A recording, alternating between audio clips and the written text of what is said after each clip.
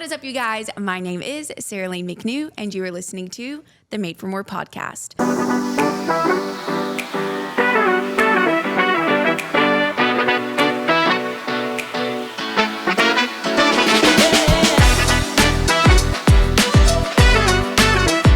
Today we have on an incredible guest. He's an author, he's a speaker, podcaster, and more well known to be the pastor of a local church here in Nashville. We've got Pastor Noah Herrin on the pod. Hey. What is up, Noah? Thanks for having me. Really excited to be here. No, we are truly so excited to have you. Like what you are doing to just, prevail the kingdom and just be a vessel in our generation and speak such bold truth and just be such an advocate for what it looks like to truly walk with Christ and make his name known. Like it is just an honor to have you here today. Well, the honor's mine. Thanks for having me. You could have a lot of different people besides me, so I'm very grateful to be here. Well, we're excited. I don't know if you know this, but I started all my episodes off with a game. Oh, love that. And it takes everyone in a different direction. Okay. And so I'm interested to see what our game is today. Great. And I've got a DJ for my pod as well, if you didn't know that. Fantastic. His name's DJ B. So I'm going to welcome DJ B in the house because he's here right now. Hey, DJ B. That's me. Hey, Sarah Lane. What game do we have today? Oh, y'all are going to get a kick out of today's game. It's called Rate the Gen Z Bible. I have 3 passages from the Gen Z Bible, and we're going to rate them on a scale of 1 to 10. And you know what? Who knows? Maybe we'll find out if this is a valid translation or not. Okay, let's hear it. You guys ready to play? I'm so ready. I We're really gonna just want to know start- Noah's ratings, but yeah, let's go. We're going to start with the creation account. Okay, I can't. I'm already. Ready? let's go. God made Adam and Eve, same kind, different font, in the image and likeness of his own profile picture, and said, "What is up, my mammals? Go forth and vibe in this Minecraft paradise I seeded. You may take any W, except from the tree of W's and L's, for then you will have W's, but also L's." It's fantastic. Hang that- on, wait, is the game like we're rating it 1 out of 10 out of our enjoyment of listening to you read it, or 1 out of 10 of like its accuracy? What are we That is talking a good about? question. Let's do both. Okay, okay. 1 out of 10 of enjoyment. I thoroughly enjoyed it. I thought that was great. What's up, my mammals would definitely be my favorite line that was read. I The think. tree of W and tree L was pretty good. That's pretty great. I mean, I feel like accuracy, it's pretty up there too. Yeah, I'd say. You could. It would. I liked that one. So 1 out of 10, I would say let's give that one an 8.5. I was going to say 8.5. 8. Yeah, I like that. Can we do halves? Yeah, we can do halves. 8.5. Anything goes on Made for More. Sure. All right, our next one is a section of the Beatitudes. Y'all ready? Yep. W to those who have holy riz, for they shall pull the Holy Spirit. W to those who turn ops into bros, for they shall be called CEOs of peace. W to those who catch hands for being valid, for they will not be left on red by God. There's no way. So when I heard Riz, I immediately knocked it down like 6 points. Agreed. But then when I heard ops, it gained back a few. So I'm going to give Agreed. that one a 5. Okay. Yeah. I'm going to give that one a 5. I'm going to give that one a 6. That was pretty good. I was also thinking 6. They will not be left on red by They will God. not. That was what sent me. They will not be left on red. Here's our last one. This Okay. is the baptism of Jesus. Okay. But many passed God's vibe check and were baptized. Jesus also pulled up with that holy vibe and said, "Bro, baptize me." But John said, "Bro, you for real right now? You probably meant to add uno reverse." Jesus replied, "Nah, fam, do it for the plot." And John baptized the bro, but it hit different. This one actually has a footnote that says the dove was a paid actor. That's unreal. I think This that is one. a 10 out of 10 for me. I was gonna say, I think that one's my favorite. That was my favorite. So is this a real, like, someone really wrote this whole thing? I've never heard of the Gen Z Bible. Yes, Yeah. this is from the gospel as told by Gen Z. Yes. Wow. Isn't it Wow. something? My first thought is Gen Z or the author has a lot of time on his hands. He has a lot of time on his hands. It's incredible. That was my favorite one. That one really, I felt like that one took time and dedication. Yeah, that was You know? that was thoughtful. Yeah. I would give that one like a 9. I'll give it a 9 too. Wow. Well, thank you so much, DJB, for that lovely Gen Z Bible game. And now you know something new that's out there right now. We discovered that recently, and we were like, there's a lot of alarm bells going off here, but these are some funny ways to decipher this, I guess. But well, anyways, I start all my episodes with a game, just kind of like just adds like a little pizzazz. I said that Fantastic. last episode. Get you into it. Yeah, get you right into it. But I'm super excited to talk about what we're talking about today, because we are talking about the church. And really, just as we start out, would you mind sharing just kind of how you got into ministry and then how you and your wife ended up planting Way and how that all came about? Yeah, so I got into ministry on accident. I was a bartender in college. Way. Yeah, I was a bartender in college, and I was not following Jesus. And when I was 21, my friend shared a clip of a sermon with me. It wasn't like a powerful moment. It was a funny story. And I didn't know pastors were allowed to be funny. And so I watched the video, and I was like, this dude he should be a stand-up comedian. Who is this guy? Like, why do they let him joke like that? And long story short, I looked up the sermon, and 35 minutes later, gave my life to Jesus through the message.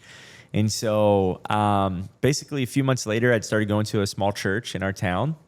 They needed small group leaders, so I signed up and started a small group in my apartment that went from 9 dudes reading 1 chapter a week to, by the end of my senior year, about 800 college students. Wow. And so, people are like, oh, like, how'd you get into what you're doing? I was like, well, I was literally making margaritas every single night, and then gave my life to Jesus and started a Bible study while I was still making margaritas. Yeah. And I was just telling people at the bar about Jesus and inviting them to this Bible study. And about 9 months in, left the job at the bar and came on staff at a church and kept reaching college students for the next 5 years. But that was the short story of it.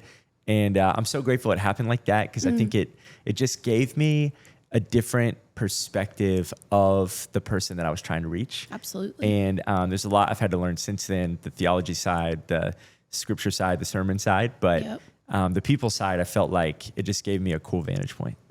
I love stories like that, because a lot of the time, I grew up in Alabama, so from the Bible Belt. Like, you know, a lot of the time you think that someone was like lifelong goal, you know, they went to seminary and then became pastor, which obviously still happens and is incredible. But for it to be a story where it was like, this was not anticipated by any stretch of the means, like this was truly just by the hand of the Lord. Totally. I just love those, because it's just, and I love what you said about it gave you a different perspective for someone that's lost and broken and doesn't know the Lord, because you lived what that was actually like. Totally. And then, you know, the Holy Spirit met you in that way. Like, that really did change the entire trajectory of your why in your life.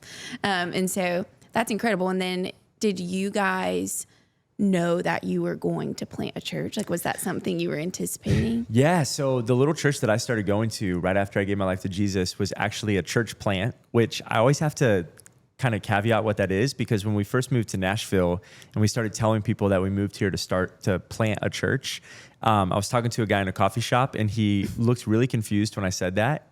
And like 5 minutes later asked me how long I'd been in church landscaping for. And so I was like, oh, like, no. Like, we're not like planting flowers. We're like starting a church. So basically I went to this little church plant, this little new church, and the pastor started discipling me, started pouring into me one-on-one. And I just really looked up to him and admired his faith. And just honestly, I thought he was a little bit crazy to like move his family and plop into a city to start a church, you know, risk it all, basically, start a church. And there was a part of it, though, that really intrigued me and inspired me. And so I think it was planted in my heart, the desire at a really young age in my faith. And then as the college ministry started growing, different people started speaking that over my life.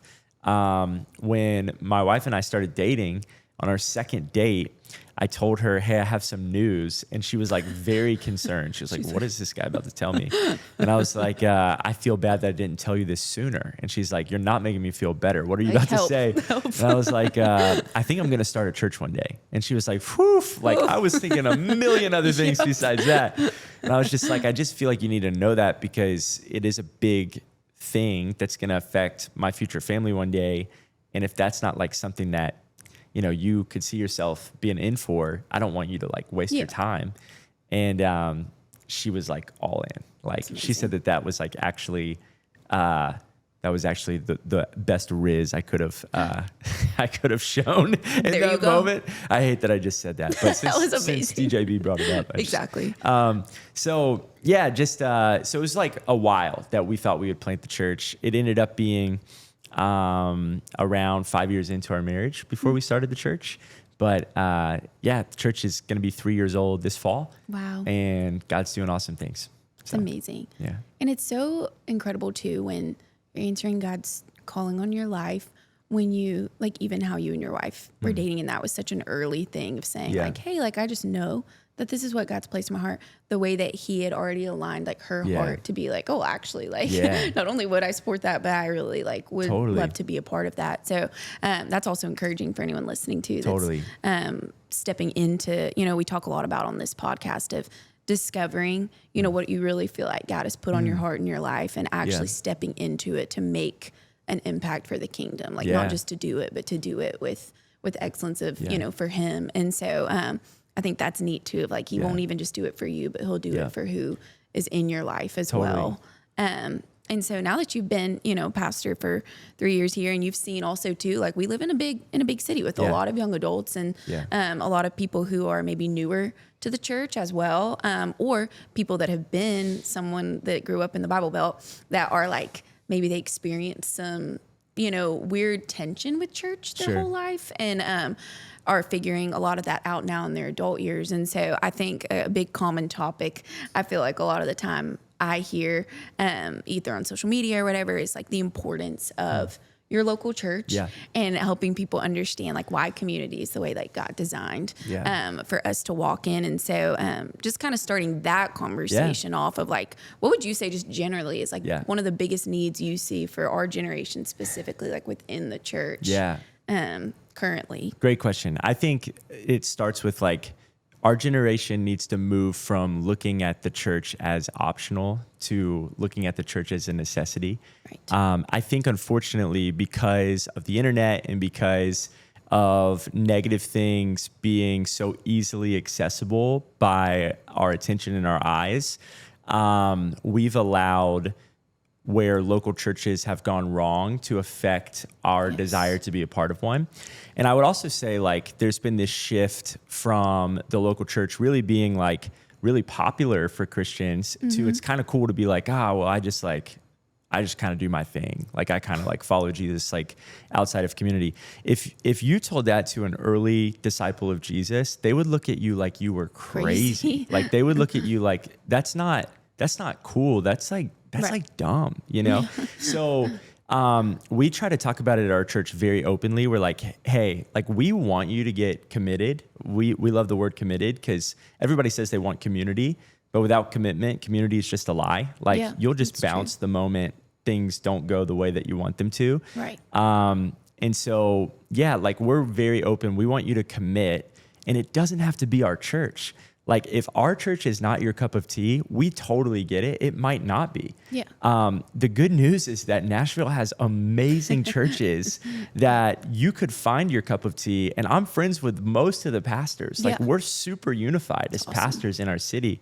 So let me help you find another church where you can commit. And I think what I see in the local church, there's so many reasons you should be a part of a local church. But the thing that always comes to mind first is I think sanctification happens the most seamlessly when you're a part of a local church. You are going to have the opportunity to celebrate people's wins when you're in a local church, to have to carry burdens in the local church.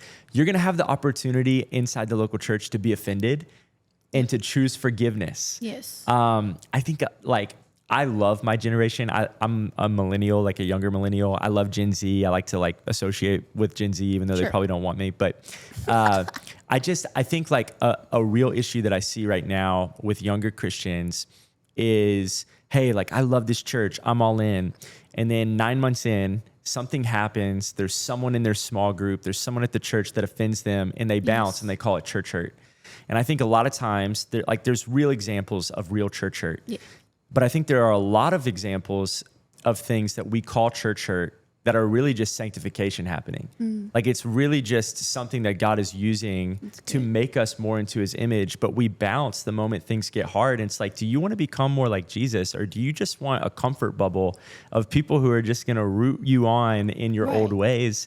And I think like a lot of Gen Z are responding to that well, and they're going, you know what? That's true. Like I need less of me and more of Jesus.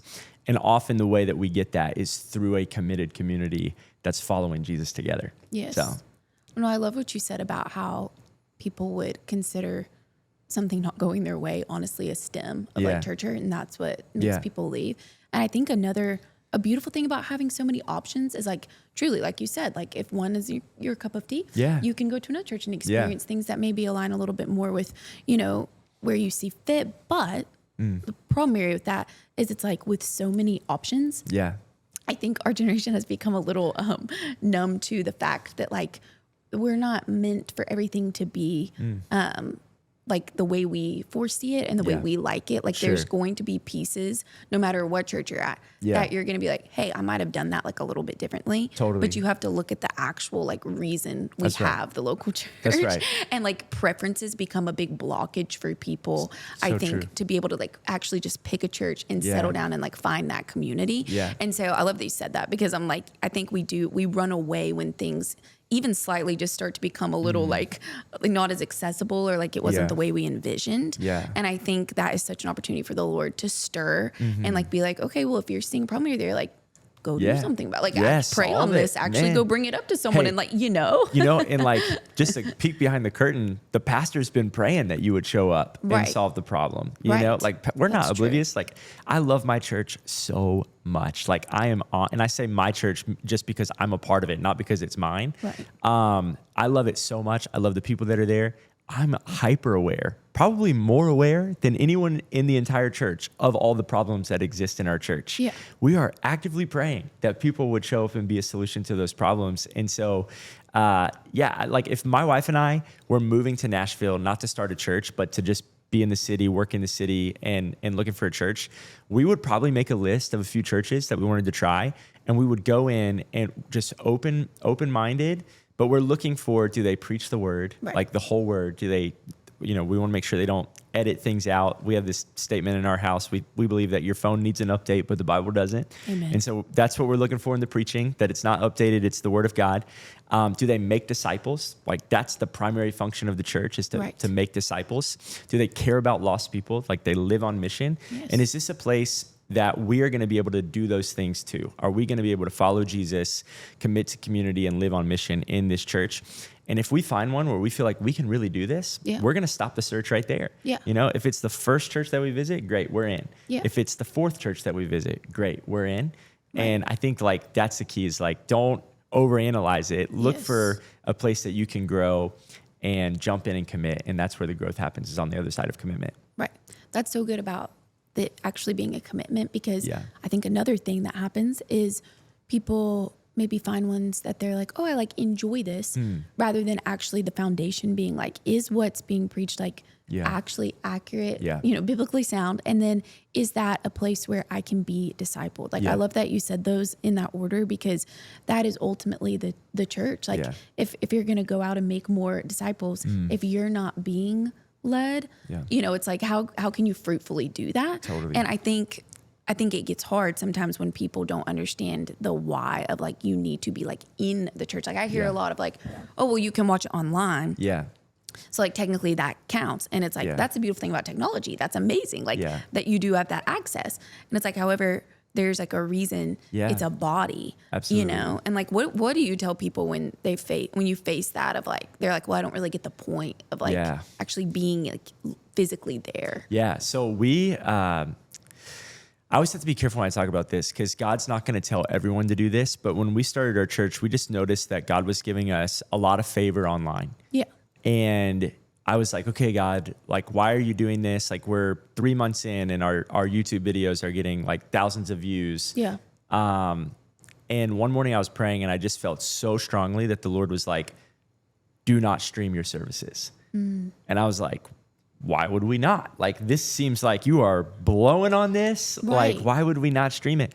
And I like ended up fasting about it for a couple of days, praying about it, talking to wise counsel. And what I really felt like the Lord was saying was if we streamed our services, that there would be people in rural Iowa or a suburb of Atlanta that love our teaching, that would think that they could just stream our service and it would be the same thing as being a part of our church. And instead of going to a local church and being discipled and walking in sanctification, they would just turn on YouTube for 30 minutes and listen to our sermons. And so we don't stream our services because we want people to go to a local church and get the fruit of it. And we want the people who are a part of our church to come to church. Like we want them to be in the room. Like we want them to have FOMO. Right. And it breaks down a little bit for like my mom, you know, when she comes home, she wants to stream the service. I'm like, Mom, you're just gonna have to catch it tomorrow. Like we still post it the next day. We just don't want to do it on Sunday because we want people to go in the room. And like, honestly, just full transparency, our church could make a lot of money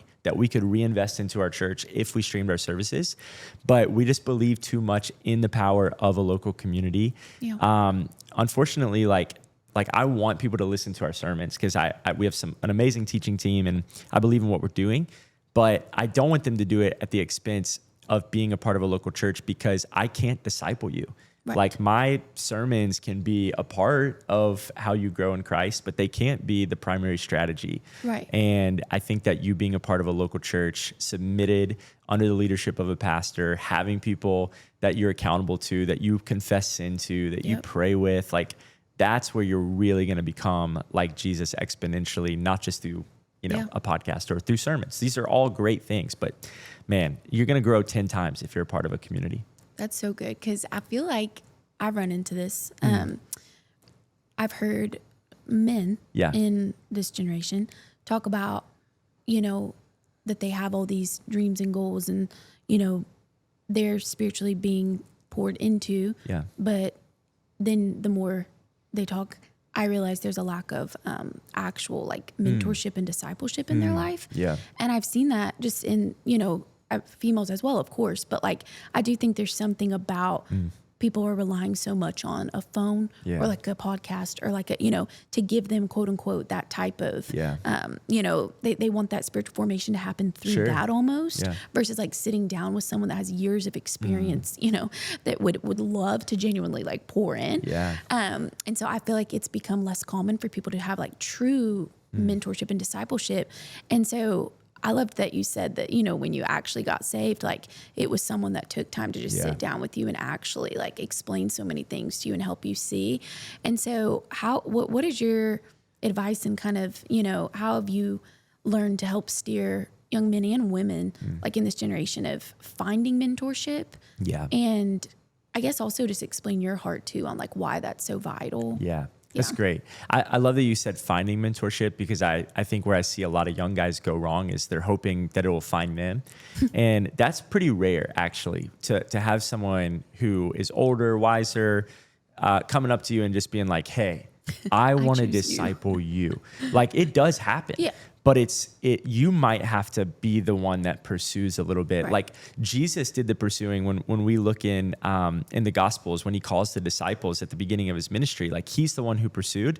And so I'll hear some people be like, yeah, like wait for the person that pursues you. And it's like, Jesus isn't walking around right now in the flesh. Like, so you might have to go pursue somebody because chances are the person that you want to learn from, they might have a couple kids. They might be in their job. They might be pretty busy. They're not thinking about you in the way that you're thinking about mentorship. And so what I try to encourage our guys to do is, hey, find someone who is a couple steps ahead of you spiritually and go figure out what you can do to add value to their life in exchange for their mentorship of you. That's awesome. So when we first moved to Nashville, I was looking for a new person to disciple me because we didn't know that many people here. And one of the only people I knew was one of the busiest people that I knew. Sure. And I really wanted him to disciple me. And so I got coffee with him. I didn't ask him to disciple me, just got coffee with him. I just asked him a ton of questions and it became very apparent to me that there were some, areas in his life where he was poor, not financially poor, but just needing some stuff. And I spent the next 3 weeks just praying, how can I make him rich where he's poor before I ask him if he'll pour into me? And I think if guys would just do that, girls too, just do that before you ask someone to disciple you, God will give you eyes to see that. And they still might say no, but I think it's a great way to lead into the conversation without it just being all about what you're going to get from them. Yes. Because you have something to give them too. Yeah. It might not be as much, but it's something, and it's probably going to increase the chance of them saying yes to the discipleship. The other thing, the little trick is like busy people are going to hear those conversations as like and so I always like to say, hey, don't add me to your calendar, include me in your calendar. So what are you already doing that I could be a part of and just go with you? Right now I'm discipling 5 guys who are at our church. I basically take 4 or 5 guys for 12 months. Every single year I start with a new 4 or 5, and there's one prerequisite is that at the end of the 12 months, you've got to take 4 or 5 guys on your own and do the same thing. And so I tell them right up front, like, hey guys, I got 3 kids, a church that's like an extra 3 kids is what it feels like. I really love my wife and I love her more than all of you. So like my time is limited. So you're going to have to like figure out. And so what I do is I travel and preach a lot, and I always take one of those guys with me because it's not an extra thing. It's what I'm already doing. And they come with me. And so these are just like a couple things that I tell my guys to do when they're not, being discipled by me anymore. It's like, look for where you can add value, try to limit how much time you're causing them to add to their calendar. And then when you're with them, come with questions. Like, come ready. Don't wait for them to give you an object lesson. Be like, hey, I noticed you do this. Why do you do that? Yes. You know, hey, I noticed that when you and your wife put your kids down to sleep at night, like you guys are very intentional with that next hour. How did you get that? Like, what do I need to do in my young marriage? You know, come with the questions, and they'll feel like they're actually doing something, you know? That's great. Because also think too, we're kind of, our generation's so like, we got this. Like we just think we know everything. Yeah. And what's funny is we really don't at all. But those are some of the most dangerous words you could ever say. I got this. I got this. Like, actually, we don't. Yeah. He does. We don't. Yeah. But so with that like mentality all the time, it's so funny because there's actually such an opposite reaction in a lot of settings that are vulnerable. Yeah. Like, it's like everyone's like, I got this. And then they have to go actually put themselves in a situation where it's like finding a mentor or stepping into like a team on a church where maybe they've never done that before. And it is kind of like I'm going to have to actually try this for this to come to pass, you know? And so it's interesting because as much as that like loudness is through like social media and, you know, online, it's like in person, like a lot of the time there's a lot of fear for people to get plugged in, or because they're like, oh, I don't want to make a wrong step. I don't want to plug in somewhere and then realize I didn't want to be plugged in. There's just, I think there's so much fear that backs a lot of people's decision making.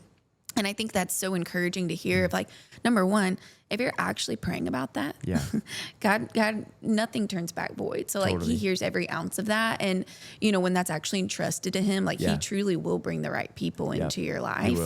But also being okay with like, if things don't go the way that you had anticipated, that was also a step towards the way God can use that area of your life. And so I think just the fear like kind of can be crippling when we do spend so much time like on our phones or like, you know, we hear other people's stories and we have these expectations of how things are going to go. Because I think even too, like that happens in the church, kind of going back to that a little bit of like, people maybe have these expectations and rhythms that they think, you know, and it's out of fear almost of like, they start feeling like it's not going the way they anticipated and they just kind of dip out.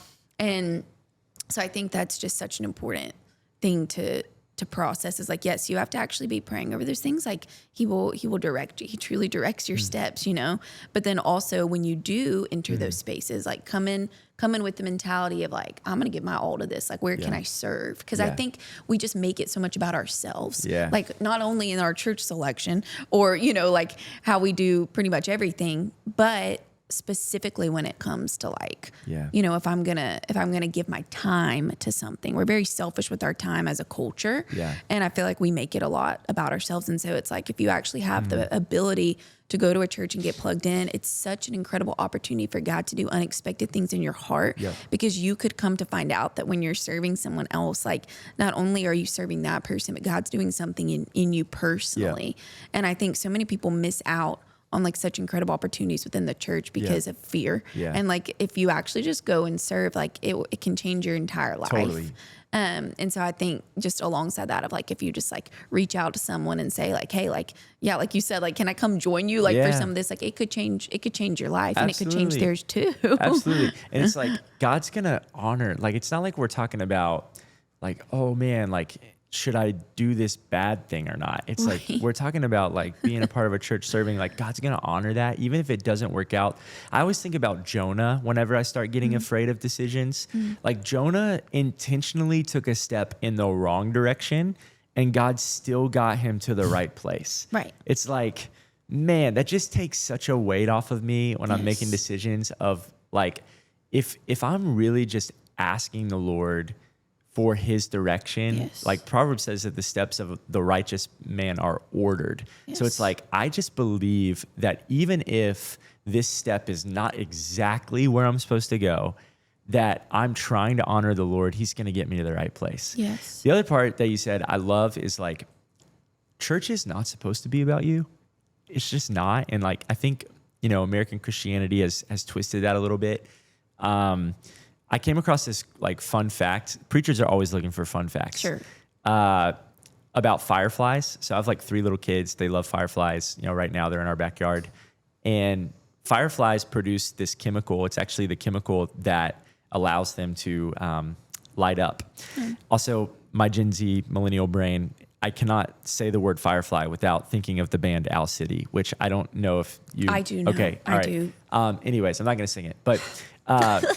so they produce this chemical that allows them to light up. And if a firefly produces, like if they light up, like say on this chair right here, a little bit of that chemical rubs off on that chair.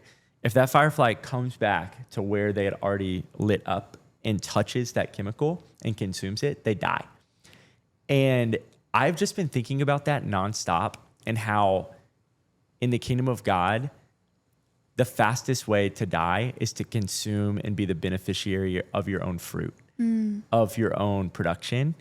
Like if you want to kill your spiritual growth, make your journey following Jesus all about what you get out of it. Right. I mean, it will kill you.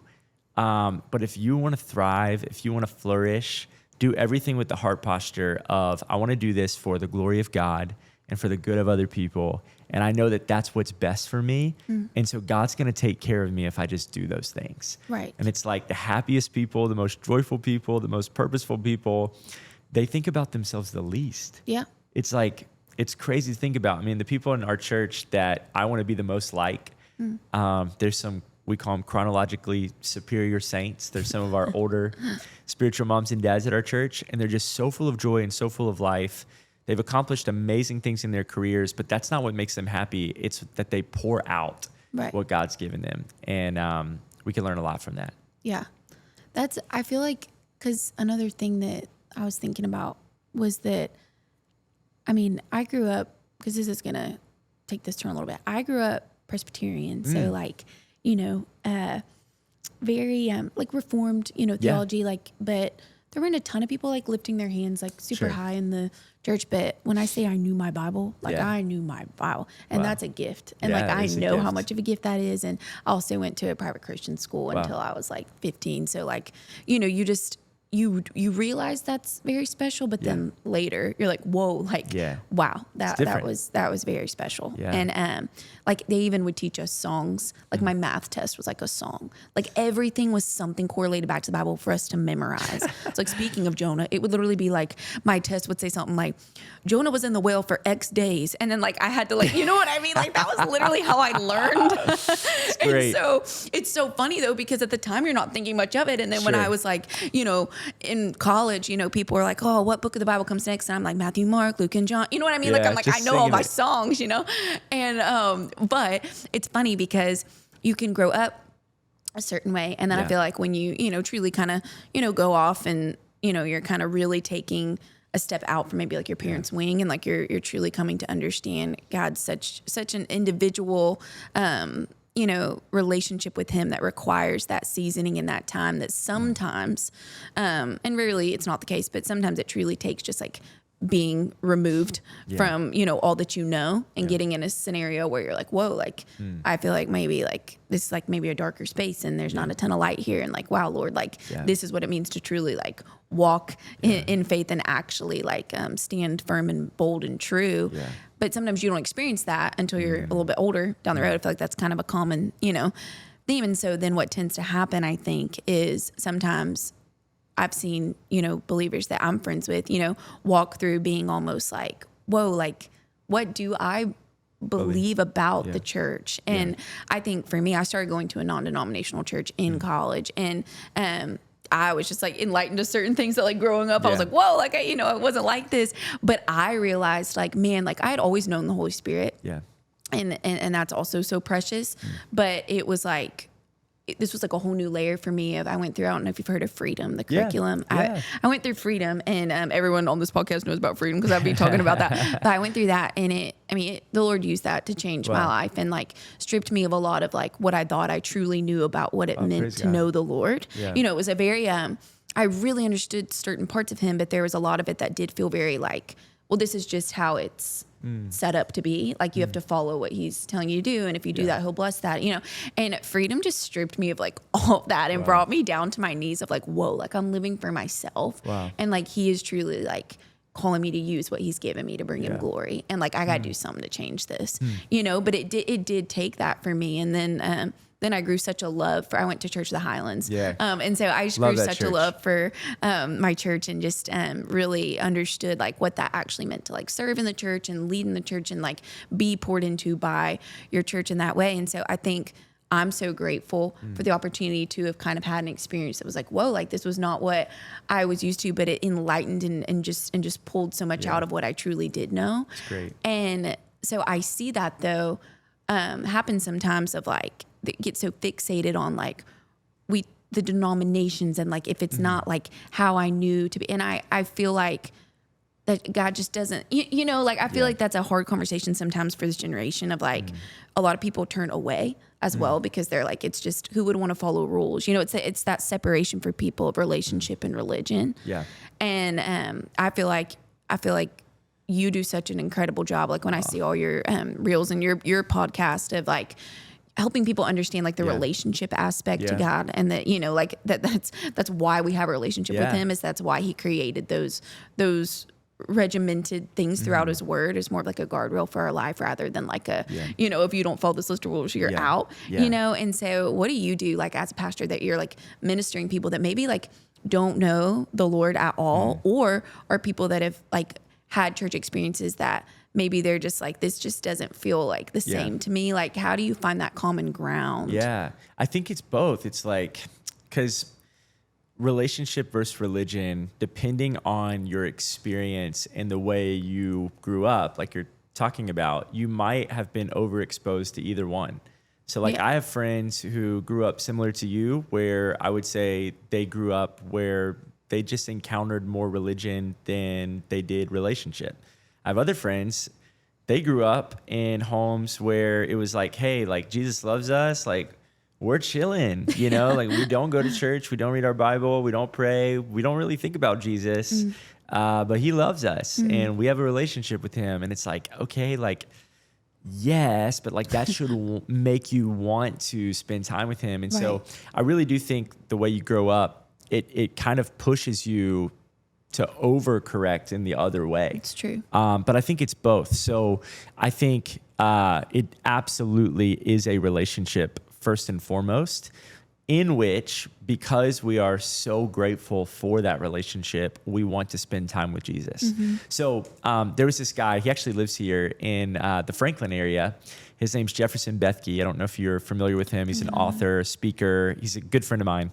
And when I was in college, shortly after I gave my life to Jesus, he had a video that went crazy viral on YouTube. Like this was like before there was a lot of things going viral. This video went viral.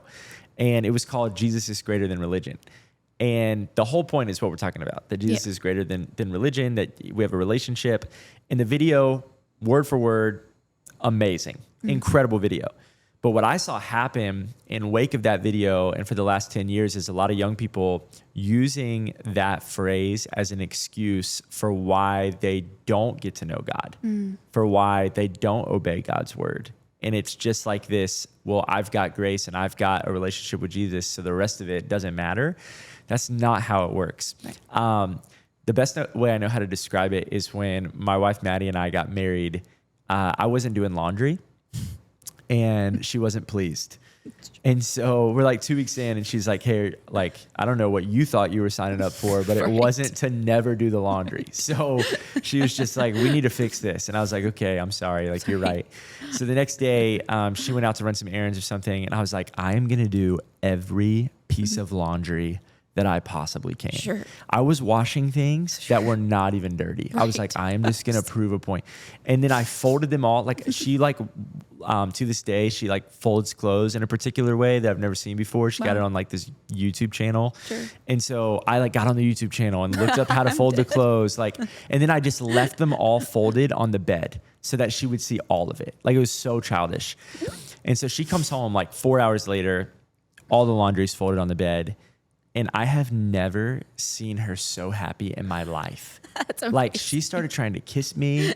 I was like, babe, I was like, do you need something vacuumed right now? Like, what else do you need? Like, this is like, incredible. This is the best.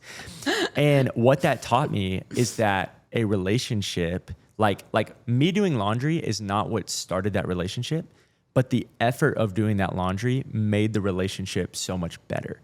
Yeah. I don't just want a relationship with Jesus. I want that relationship to thrive. Right. Which is why I spend time in the Word, which is why I spend time in prayer. It's why I'm a part of a local church. Where we get it twisted is when we go, I need a relationship with Jesus, so I'm going to read my Bible to make it happen. So I'm going to pray to make it happen. So no. The order matters. It's relationship first, but then things like spiritual disciplines are how we grow in relationship with Jesus. Right. Does that make sense? Yes. It's like effort matters. Yes. Like there's no human relationship where you could put no effort in and expect to have a great relationship. Exactly. Like think about having someone you would call a good friend, but you don't try to be a good friend to them. Right. You don't ask them questions. You don't talk to them. It's impossible. Right. It's social media. Yes.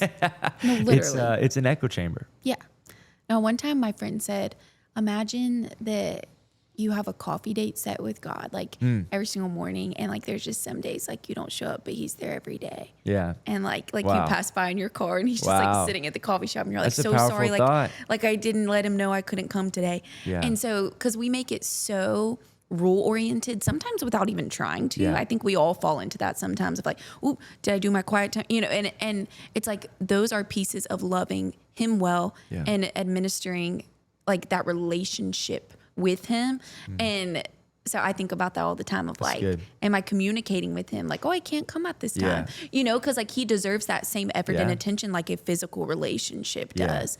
And it's also so easy to be like, well, it's funny when people are like, well, I'll pray about it tomorrow morning, like, you know, when I pray, and I'm like, when things like that, because it's like, well, you could just say it now. Yeah, you could just talk right now. You could just tell him now, you know, and it's, we treat him sometimes as if he's not like living and breathing and active, you know, and so I think it's just a beautiful reminder too, even sometimes for people that do have like a deep relationship with him of like, he is omnipresent and constant, and like, it doesn't have to be this regimented thing that looks the exact same way every day. It's like, it's like you have a friend that like, you know, like you're spontaneous with sometimes. It's like he loves that too, you know, like you can bring him along in these moments that you wouldn't typically think about. And because I do think our culture has kind of made it one extreme or the other when it's like, we got to find that balance of having a true relationship, but also honoring everything that his word says. And I feel like it's such a beautiful picture of like our mother and father on earth of like, you know, when they are disciplining you as a kid, you're kind of like, well, this isn't fair. Like, you know what I mean? And then you look back and you're like, praise the good Lord. They were telling me not to do that, you know? And so it's like, I love the way he uses humans to also like show like his love through the human form as well. And so, but that's what the church is supposed to be, is like, Absolutely. that's supposed to be, you know, the picture of the bride, and like actually like seeing Yeah. in real time what the hands and feet of Jesus like truly look like. Yeah. And so I think it's just such a great conversation to have and like to unpack, because people, you know, I think just sometimes don't know. Yeah. Sometimes I think there's a lack of knowledge. Sometimes people are like, why is like the church important? But then I think there is a lot of the time some pain and some hurt Totally. that's maybe come from some experiences that make it hard for people to Yeah. talk about. And I guess one of the last things I'd want to talk about is like, what would you say to someone that is struggling with Yeah. like, hey, like a church like legitimately hurt me, Yeah. not like, oh, I didn't like the way they were running things, but like there were some things that happened Yeah. that were rightfully so for me to be hurt by.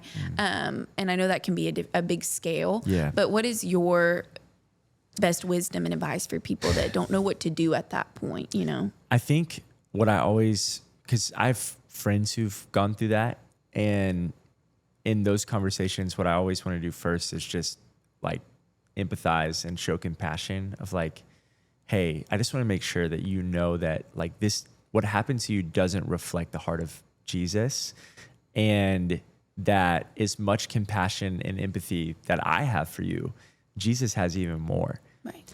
And he doesn't just feel bad for you, and he doesn't, his heart doesn't just break for you, but he actually knows exactly what you went through, Yes. because no one has had their heart broken more by the church than Jesus. And the thing that I keep going back to is that he keeps showing up. Right. And so on the one hand, we are so sorry. On the other hand, there's a way forward by linking arms with the one person who better than anyone else knows what you've gone through. And so maybe you're not ready to step right back into a church, but this is what I really fully believe, is that 99% of churches that are out there are doing everything that they can to love Jesus, to disciple people well, to live on mission. And when you're ready, there's way more churches out there that I think you can try church again. Yeah. I think that you could have been hurt in a church, but I think the next church you're a part of, you might get healed in that church. Yeah. You know, you might have been overlooked, or you might have been cast aside in another church. And I think you could find another church where you're brought into the fold, and you're a part, and you're a contributor, and you're valued, and you're cared for. It doesn't mean that you're not going to get hurt in some way there. Right. Doesn't mean that people aren't going to let you down. Right. I guess is a better way to put it. But it does mean that you can be a part of a healthy community, a healthy flock that resembles the church that Jesus died for. Yeah. And I think too, like, we are so quick to place frustration and really just like our own emotion onto individuals sometimes within a church, when in reality we're all broken and we're all sinful, and everyone is experiencing certain things for the first time as well. Totally. And so to give grace like as well, and know that like a lot of the time, like, you know, it's not just one thing. Like some it's just easy to kind of place like, oh, that church. And it's like, maybe it was like one person that made a mistake, and ultimately that's kind of where that trickled down, but it wasn't necessarily the whole body, you know? So I think that's really encouraging. It's just like, just trust that the Lord will like truly guide, like he knows your giftings and your calling, and like he will use those. Absolutely. And, one bad experience does not determine like the rest. Like humans are going to let you down, you know? And, but that also, like you said at the beginning, is like, that's where sanctification truly happens, is like letting those moments like actually build your relationship with Christ, rather than, you know, pushing it down, because that's what we like to do as humans, like just kind of like suppress it, but actually like bring it to the Lord and be like, okay, well, what do you want me to see through this and learn through this? Absolutely. Yeah. And I know, I just want to say that you like, I feel like you do such a wonderful job at administering like such a great space for people to truly like come and like have a place to serve, or like come and like have a small group to join, or like, you know, like it's hard to do in such a big city. And so just to see the impact that the way you're running your church is having on like so many people is just such a blessing. So that means a lot. Yeah. Thank you so much. Yeah. We have a great team, that's for sure. Yeah, y'all really do. Well, this was such a joy. Yeah. And I'm so glad that you were able to come on. Thank you for having me. That was so great. I know a lot of people will be very blessed by Honored. that conversation. So, well, guys, if you got a pulse, You got a purpose. And remember that you were made for more. We'll see you guys next time.